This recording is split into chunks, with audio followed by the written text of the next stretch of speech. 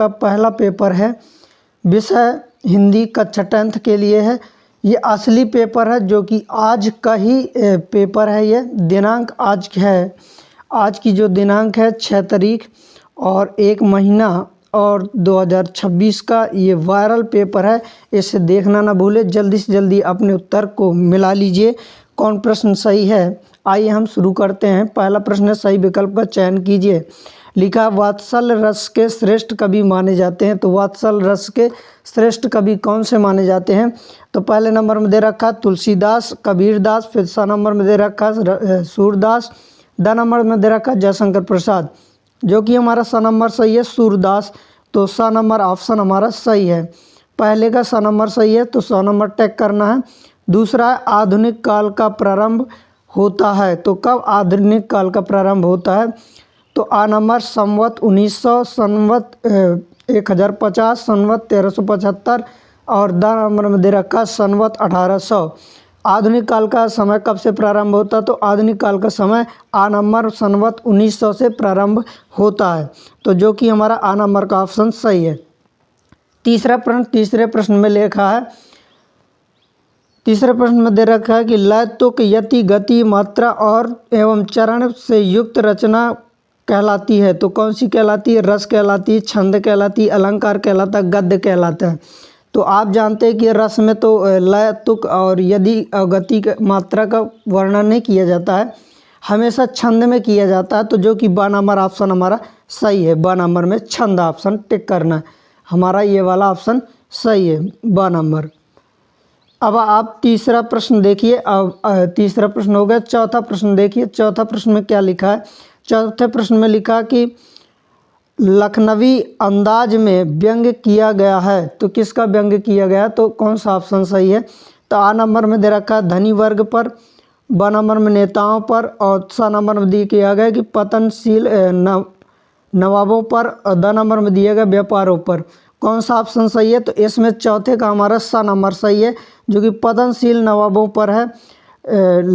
लखनवी अंदाज जो है सा नंबर हमारा सही है। चौथे का सा नंबर सही है। पाँचवें में दे रखा कि अर्थ के आधार पर वाक्य के भेद होते हैं। तो अर्थ के आधार पर वाक्य के कितने भेद होते हैं? तो अर्थ के आधार पर वाक्य के 8 भेद होते हैं, जो कि सा नंबर हमारा ऑप्शन सही है। इसके पश्चात हमारा 6वें नंबर का प्रश्न दे रखा है, भारत का स्विट्जरलैंड कहा जाता है। तो भारत का स्विट्जरलैंड किसे कहा जाता है? तो यूमथोंग को कहा जाता है, जो कि आ नंबर ऑप्शन हमारा सही है। आ नंबर का ऑप्शन हमारा सही दे रखा है, यह है आ नंबर का ऑप्शन हमारा सही है। टिक कर लीजिए और मिला लीजिए, पेपर में आपको ऐसे ही करना है। इसके पश्चात रिक्त स्थानों की पूर्ति करना है। प्रश्न क्रमांक दूसरे में दे रखा है, रिक्त स्थानों की पूर्ति कीजिए, सही विकल्प का चयन करके भरना है। ये रिक्त स्थान दे रखे हैं और इनमें हमें खाली स्थान भरना है। कौन कौन सा सही है? तो पहले नंबर में देखिए आप, लिखा है खाली स्थान, कैसे जाऊं मधुर चांदनी रातों की। तो चांदनी रात जब चंद्रमा खिलती है तो क्या होता है? उजेला होता है। तो उज्ज्वल गाथा, जो कि हमारा ये सही है, ये खाली स्थान में भरना है। यहाँ पर उज्ज्वल गाथा भर देना, टिक कर लिया है, ये भरना खाली स्थान पर। दूसरे नंबर में दे रखा है वीर रस का स्थायी भाव है। तो वीर रस का स्थायी भाव क्या होता है? उत्साह होता है। तो जो कि हमारा जे वाला सही है, तो ये खाली स्थान में भरेंगे उत्साह। तीसरे नंबर में दे रखा खाली स्थान, अलंकार में अप्रस्तुत कथन के आधार पर प्रस्तुत का बोध कराया जाता है। तो किस अलंकार में? मतलब कि जो प्रस्तुत मतलब प्रेजेंट टाइम में है और प्रेजेंट टाइम में नहीं हो, मतलब अप्रस्तुत कथन के आधार पर प्रस्तुत का बोध कराया जाए। मतलब जो कोई वस्तु मौजूद ना हो और उसका वर्णन करे, ऐसा लगे कि वो मौजूद है। तो इसमें अतिशयोक्ति अलंकार, जिसमें बढ़ा चढ़ा करके वर्णन किया जाता है, जो कि हमारा ये सही है, अतिशयोक्ति अलंकार। तो खाली स्थान, तीसरे खाली स्थान में अतिशयोक्ति अलंकार भरेंगे। चौथे नंबर में दे रखा है बाल गोविंद भगत के गीतों में का भाव व्यक्त हुआ। तो किसका भाव व्यक्त हुआ? तो प्रभु मिलन का भाव व्यक्त हुआ। तो जो कि हमारा खाली स्थान में प्रभु मिलन शब्द आपको भरना है, ये सही है, इसको आप टैग कर लीजिए। आप सभी, यदि यह वीडियो अच्छी लगी हो तो प्लीज़ मेरे चैनल को लाइक एवं सब्सक्राइब कीजिए, साथ में कमेंट भी करने का प्रयास कीजिए, ताकि मैं अगले पेपर आपको टाइम पर उपलब्ध करा सकूं। आपका एक लाइक और सब्सक्राइब करने में कुछ नहीं लगता, प्लीज़ कर दीजिए जितना जल्दी हो सके, ताकि जो भी पेपरों की वीडियो बना करके डालूं तो आप तक बहुत जल्दी पहुंच जाए नोटिफिकेशन। अब आइए हम अगला प्रश्न, हमारा 5वां प्रश्न है, पंचवटी समास का उदाहरण है। तो पंचवटी 5 वटों का समराहा कहलाता है। समास में कौन सा सही है? तो द्विगु समास। द्विगु समास मतलब जिसमें पंचवटी 5 मतलब संख्या, जिसमें संख्यावाची शब्द का बोध कराया जाता है तो उसे हम द्विगु समास कहलाते हैं।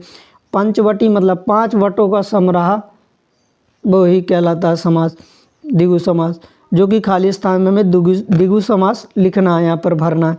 6वें नंबर में दे रखा कि एक कुटिया में घूमता दिखाई दिया। तो कौन सा घूमता दिखाई दिया? तो एक धर्म चक्र घूमता दिखाई दिया, जो कि ये हमारा ऑप्शन सही है।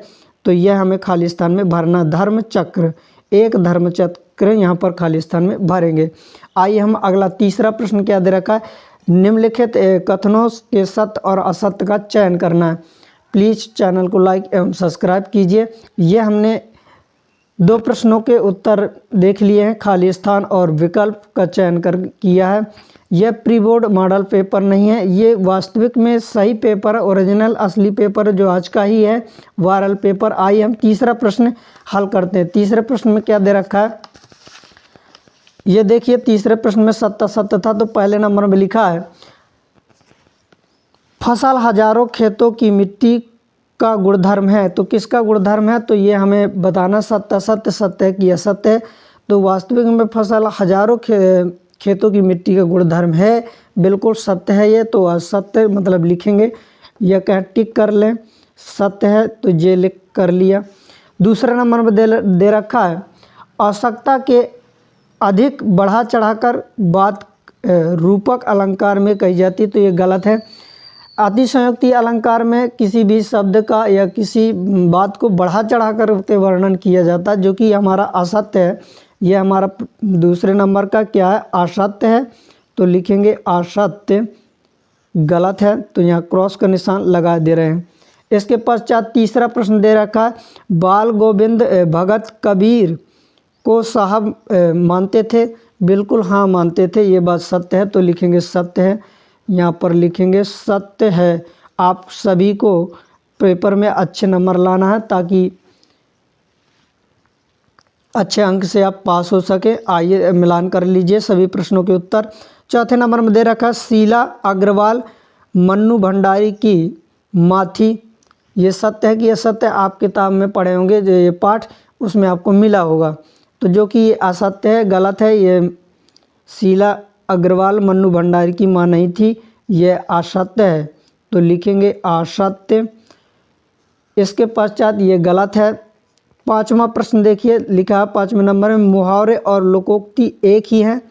क्या मुहावरे लोकोक्ति एक ही होते हैं? नहीं, ये गलत है। मुहावरे अलग होती हैं, लोकोक्तियाँ अलग होती हैं। मुहावरे थोड़ा सा विस्तृत वर्णन होता है, लोकोक्तियाँ संक्षिप्त में होती हैं, जो कि ये असत्य है। तो लिखेंगे असत्य, गलत है। तो क्रॉस का निशान लगा दे रहे हैं। 6वें में देखिए, मैं क्यों लिखता हूँ अज्ञा की रचना है। ये सत्य है कि असत्य? बिल्कुल अज्ञा जी की रचना है, ये सत्य है। मैं लिखता हूँ, तो हम सही के निशान लगा दे रहे हैं। हमने 6 प्रश्न सत्य सत्य देख लिए हैं, कौन कौन से सत्य थे, कौन कौन असत्य थे। चौथा प्रश्न में दे रखा है, सही जोड़ी का मिलान कीजिए। तो आ स्तंभ आ में दे रखा है, स्तंभ बा में से मिलान करना है। पहले नंबर में दे रखा है, धूलि धूसर और तुम्हारे एक गात, मतलब गीत होगा यहाँ पर, तो गात शब्द लिखा जो कि मिसप्रिंट होगा। अब इस किस मिलान से करना है? बा वाले स्तंभ से।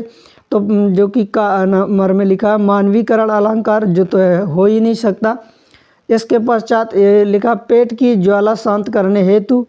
फिर लिखा है गा नंबर में, झोपड़ी में लिखे रहे जल जात, जो सही है। तो हमें क्या करना है, पहले का मिलान करना है गा नंबर से।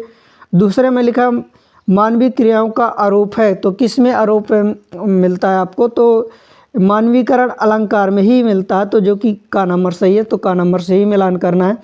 और तीसरे नंबर में लिखा, आग का आविष्कार कब हुआ था? तो आपने पढ़ा होगा आग का आविष्कार किसमें पेट की ज्वाला शांत करने हेतु ये है, तो जो कि हमारा खा नंबर का ऑप्शन सही है, खा नंबर से मिलान करना है। और चौथे में लिखा है शब्दों के सार्थक समूह होते हैं। शब्दों के सार्थक समूह कौन से होते हैं चौथे नंबर में, जो कि 6 नंबर हमारा सही है। शब्दों के सार्थक समूह वाक्य कहलाते हैं, जो कि 6 से मिलान करना है, ये हमारे सही है। आइए हम 5वें नंबर में लिखा है गले का हार होना, ये क्या एक मुहावरा टाइप का है, तो ये कौन सा है, तो फिर मिले, तो ये मुहावरा लोकोक्ति ये कहलाती हैं, तो ये कि घ नंबर से मिलान करना है। 6वें नंबर में लिखा है फेरी भेटुला, ये क्या बहुत प्यारा है, इससे 4 नंबर से मिलान करना है, ये हमारे सही जोड़ी का मिलान हो गया है। आइए हम अगला प्रश्न 5वां प्रश्न लेकर के आ रहे हैं। 5वें प्रश्न में क्या लिखा है आप देखिए। 5वें प्रश्न में लिखा है निम्नलिखित प्रश्नों के उत्तर एक वाक्य में दीजिए। एक वाक्य में हमें उत्तर बताना है कि क्या क्या है। पहले नंबर में लिखा है दंतुरित मुस्कान किस में जान डाल देती है, तो किस में जान डाल देती है, तो ये मृतक जो होते हैं, मृत होते हैं, तो उत्तर में लिखेंगे मृतक, जे ऐसा लिखना है। आइए हम एक कॉपी में कैसे लिखना है ये इसके माध्यम से आपको बताते जाते हैं। 5वें नंबर का प्रश्न था, तो 5वें नंबर के प्रश्न में ये हैं आपके प्रश्न और उत्तर मैं आपके यहाँ कॉपी में लिख रहा हूँ। तो पहला नंबर प्रश्न क्रमांक उत्तर क्रमांक 5, तो लिखेंगे उत्तर क्रमांक 5। पहला नंबर उत्तर, पहले नंबर में लिखना है मृतक, कोष्टक में लिख दीजिएगा मृतक में, शब्द लिख दीजिएगा मृतक में जो मरे हुए हैं। कोष्टक में लिखना है हताश, कॉमा लगा करके लिखना है निराश, ये उत्तर में आपको लिखना है। अब आइए दूसरा उत्तर, दूसरे प्रश्न में देखिए क्या लिखा है। लिखा है संचारी भाव की संख्या कितनी मानी जाती है, तो संचारी भाव की संख्या 33 मानी जाती है। संचारी भाव की संख्या कितनी होती है, 33 है, तो उत्तर में हमें संचारी भाव की संख्या 33 लिखना है, ये है, ऐसे उत्तर आपको लिखना है। इसके पश्चात आपका अगला प्रश्न क्या दे रखा है, तो अगला प्रश्न दे रखा है तीसरे प्रश्न में देखिए क्या लिखा है। तीसरे प्रश्न में दे रखा है उस्ताद, तीसरे प्रश्न में दे रखा उस्ताद बिस्मिल्लाह खां किस मंदिर में शहनाई बजाते थे, तो किस मंदिर में शहनाई बजाते थे, तो काशी विश्वनाथ मंदिर में, तो उत्तर में लिखेंगे काशी विश्वनाथ मंदिर, यहाँ पर लिखेंगे काशी विश्वनाथ मंदिर,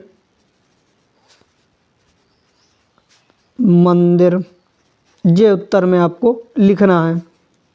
अब अगला प्रश्न देखिए, अगला प्रश्न चौथा क्या है।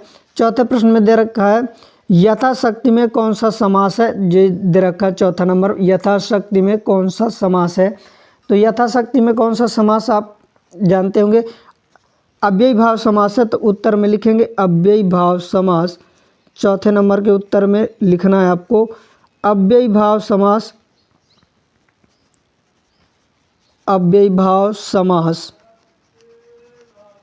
अब अगला प्रश्न जो कि 5वें नंबर में, 5वें नंबर में क्या दे रखा है, 5वें नंबर में दे रखा है, आप पढ़िए प्रश्न, ये लिखा 5वां प्रश्न, विपदा के समय भोलानाथ किसकी शरण में जाता है, ये 5वां प्रश्न। विपदा के समय भोलानाथ किसकी शरण में जाता है, किसकी शरण में जाता, तो माता पिता की शरण में जाता, तो उत्तर में लिखेंगे माता पिता, माता और पिता की शरण में जाता है, शरण में जाता है।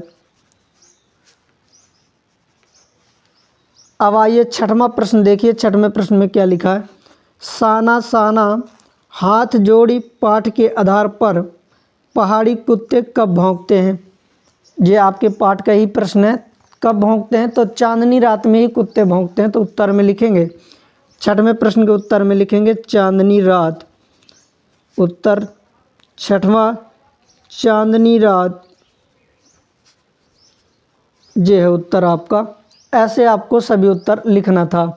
यह प्रश्न क्रमांक 5 के सभी उत्तर आपके सामने हैं। आइए हम प्रश्न क्रमांक 6 का उत्तर देखते हैं। तो 6वें प्रश्न से सभी प्रश्नों को आप एक बार देख लीजिए और इसके पश्चात आपको उत्तर मिल जाएंगे। प्रश्न क्रमांक 6 में लिखा प्रगतिवाद काव्य की 2 विशेषताएं लिखिए। फिर उदाहरण अथवा में लिखा है रीतकाल को श्रृंगार काल क्यों कहा जाता है। तो इसका उत्तर आपके स्क्रीन पर है, आप देख लीजिए।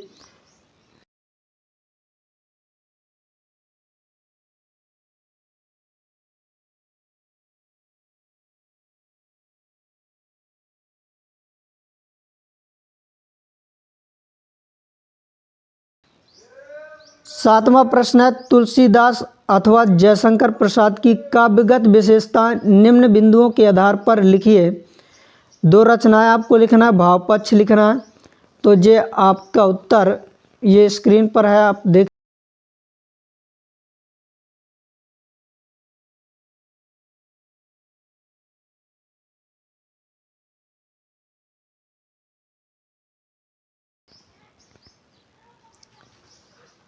अब प्रश्न 8वां देखिए आप। प्रश्न 8वें में क्या लिखा है, लक्ष्मण ने वीर योद्धा की क्या क्या विशेषताएं बताई हैं। अथवा में दे रखा है फाल्गुन में ऐसा क्या होता है जो बाकी ऋतुओं में से भिन्न होता है। तो इन दोनों का उत्तर आपकी स्क्रीन के सामने ये है, देख लीजिए।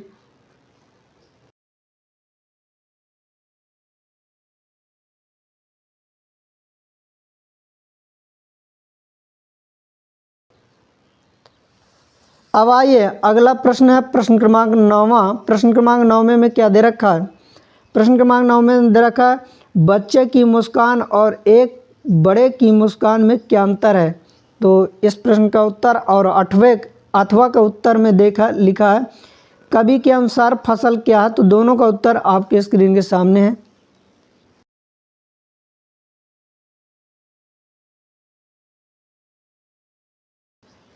प्रश्न क्रमांक 10वां। प्रश्न क्रमांक 10वें में लिखा है रस की परिभाषा लिखते हुए रस के अंगों के नाम लिखिए। अथवा में लिखा काव्य की परिभाषा लिखते हुए काव्य के भेद लिखिए। तो 10 के दोनों प्रश्नों का उत्तर आपके स्क्रीन के सामने है, देख लीजिए।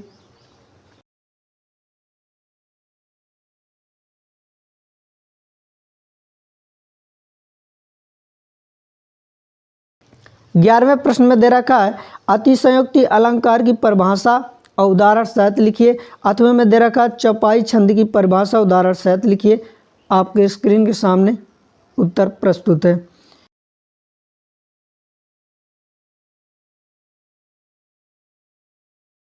फिर ये है 12वां प्रश्न। 12वें प्रश्न में लिखा कहानी और उपन्यास में 2 अंतर लिखिए। जीवनी और आत्मकथा में 2 अंतर लिखिए। ये आपके सामने है।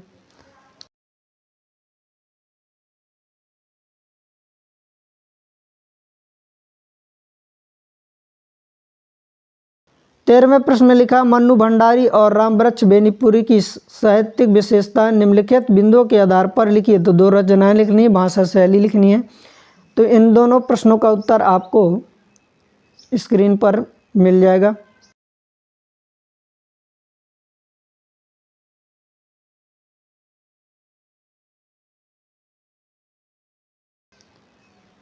चौदह प्रश्न लिखा है। 14 नंबर में लिखा डुमराव क्यों प्रसिद्ध है। अथवा में लिखा वास्तविक अर्थों में संस्कृत व्यक्ति किसे कहा जाता है। इसका उत्तर भी आपको स्क्रीन पर मिल जाएगा।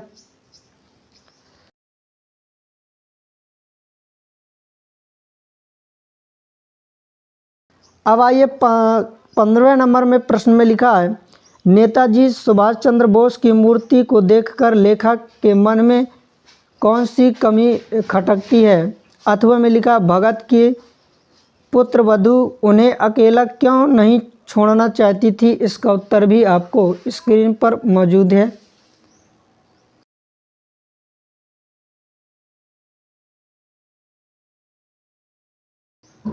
आइए हम प्रश्न क्रमांक 16। प्रश्न क्रमांक 16 में लिखा निम्नलिखित मुहावरों का अर्थ लिखकर वाक्यों में प्रयोग कीजिए। पहला लिखा गागर में सागर भरना और जले पर नमक छिड़कना। अथवा में लिखा निम्नलिखित वाक्यांशों के आधार पर के लिए एक एक वाक्य लिखना है आपको सभी को। तो ये हैं प्रश्न, दोनों दे रखे हैं। पहला क्या लिखा है, सब कुछ जानने वाला। दूसरे नंबर में लिखा है जिनकी उपमा ना हो। और इन प्रश्नों 16 नंबर के प्रश्नों का उत्तर स्क्रीन के सामने है। 17वां नंबर में लिखा, बच्चे माता पिता के प्रति अपने प्रेम को कैसे अभिव्यक्त करते हैं। तो इसका उत्तर भी आपको स्क्रीन पर मिल जाएगा। अब आइए 17वें के अथवे का उत्तर देखते हैं। प्रश्न क्रमांक 17वें के अथवे में क्या लिखा है। तो 17वें के अथवे में लिखा है, गंतोक को मेहनत कश और बादशाहों का शहर क्यों कहा जाता है। ये 17वें प्रश्न के अथवे का है। प्रश्न क्रमांक 17वें नंबर के अथवे का है ये प्रश्न। इसका उत्तर भी आपको स्क्रीन पर मिल जाएगा। 18वें नंबर में लिखा कि निम्नलिखित वाक्यांशों का संदर्भ प्रसंग से व्याख्या कीजिए। भावार्थ भी लिखना है आपको। तो ये दे रखा है, गद्यांश दे रखा है, इसको पढ़ना है ध्यानपूर्वक। एक अथवे में भी दे रखा है, ये है आपके सामने अथवे में। दोनों में से किसी एक को करना है आप, चाहे प्रश्न का ही कीजिए चाहे अथवे नंबर का कीजिए। पढ़ करके भावपूर्वक संदर्भ प्रसंग व्याख्या सहित भावार्थ भी लिखना है। इसके पश्चात 19वें नंबर के प्रश्न में लिखा है, यह है आपके सामने 19 नंबर का प्रश्न। क्या लिखा है, निम्नलिखित गद्यांशों की संदर्भ प्रसंग व्याख्या करना है आपको। तो ये लिखा, पूरा गद्यांश दे रखा है, आपको पढ़ना और फिर इसकी व्याख्या लिखना संदर्भ प्रसंग सहित। एक गद्य का दिया रहता है, ये तो पद्य का है, इसकी लिखना है जो कि आपकी बुक का ही है। अथवे नंबर में भी दे रखा है गद्यांश, उस दो में से आप किसी एक को कर सकते हैं। 20 नंबर में दे रखा है 20वें प्रश्न में, जल संरक्षण विभाग और मध्य प्रदेश सरकार द्वारा अपनी पानी बचाने का विज्ञापन तैयार कीजिए। तो आप देख रहे हैं कि इस समय पानी का बहुत बड़ा संकट है, तो उस पर आपको एक लेख टाइप का लिखना है, विज्ञापन बनाना है। 8वें में दे रखा है दीपावली पर्व के महत्व पर माँ बेटे का संवाद लिखिए। मतलब आप पुत्र हो गए, आपकी माँ हो गई, आप दोनों अपने बीच में लिख सकते हैं संवाद दीपावली पर्व पर। आइए हम आगे के प्रश्न मतलब प्रश्न क्रमांक 21 से देखते हैं। तो प्रश्न क्रमांक 21 से यह है, प्रश्न क्रमांक 21 में आपको दे रखा है, यह स्क्रीन के सामने एक गद्यांश दे रखा है, इसको अपठित गद्यांश है, इसको पढ़ करके हमें उत्तर देना है। लिखा, अपठित गद्यांश अथवा गद्यांश को पढ़ करके पूछे गए प्रश्नों के उत्तर दीजिए। वीरों को कैसा है वसंत, ये पूरा गद्यांश पढ़िए। उपयुक्त वाक्यांश का शीर्षक लिखना है, वीरों का बसंत कैसा होना चाहिए, ये भी इसी आपको गद्यांश से मिल जाएगा। उपयुक्त वाक्यांश का भावार्थ भी आपको गद्यांश से मिल जाएगा। इसका उत्तर आपको स्क्रीन पर उपलब्ध है।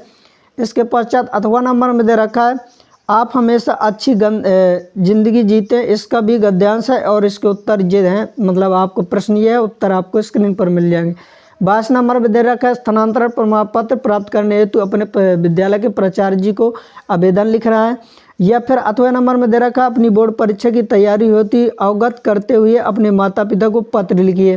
23 नंबर में दे रखा है कि किसी एक विषय पर रूपरेखा सहित लेख लिखना है। ये लिखा है, पर्यावरण प्रदूषण पर जीवन में खेलों का महत्व, विद्यार्थी जीवन में अनुशासन एवं महत्व, जल ही जीवन है, इस पर लिखना, विज्ञापन की देन, इस पर आपको एक निबंध लिखना है जो कि लगभग 200-250 शब्दों पर हो। 4 नंबर का है। ये आज का पेपर है पूर्ण रूप से आपका। धन्यवाद। यह वीडियो अच्छी लगी हो तो जल्दी से फटाफट लाइक एवं सब्सक्राइब कीजिए, साथ में कमेंट करने का बताने का प्रयास कीजिए यह पेपर अच्छा लगा कि नहीं लगा, और सब्सक्राइब कर लीजिए ताकि आगे के पेपर की सारी जानकारी आपको मिल जाए।